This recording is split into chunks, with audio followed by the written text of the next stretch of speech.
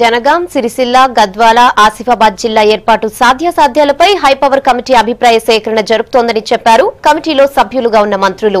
ప్రస్తుతానికి ఈ 4 జిల్లాల ఏర్పాటు, మండలాల విభజన, ప్రజల అభిప్రాయాలేంటో తెలుసుకుని 2 రోజుల్లో సీఎంకు నివేదిక ఇస్తామన్నారు.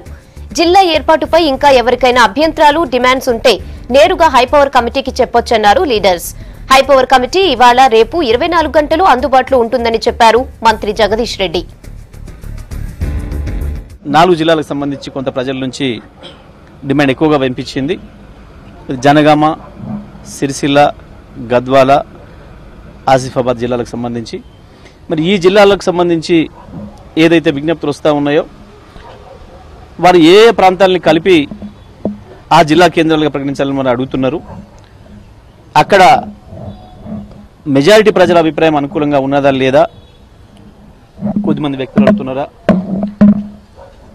అడిగితే ఆ జిల్లా కేంద్రానికి పోవడానికి మిగతా చుట్టుపక్కల ఉన్న ప్రాంతాలు కూడా ఎవరెవరు ఒప్పుకునే అవకాశం ఉంది, ఏ రకంగా ఉంటుందనే విషయాన్ని పరిశీలించి మరి సమయం కూడా తక్కువగా ఉంది కాబట్టి వెంటనే నివేదిక ఇవ్వాలని చెప్పి గౌరవ ముఖ్యమంత్రి గారు, టీఆర్ఎస్ పార్టీ అధ్యక్షులు కేసీఆర్ గారు, మరి పెద్దలు టీఆర్ఎస్ పార్టీ పార్లమెంటరీ నాయకులు కేశవరావు గారి నాయకత్వంలో మరి డిప్యూటీ సీఎం మహమూద్ అలీ గారు, పోచారం శ్రీనివాసరెడ్డి గారు, జోగురమణ గారు నాతో కలిపి కమిటీని అపాయింట్ చేయడం జరిగింది.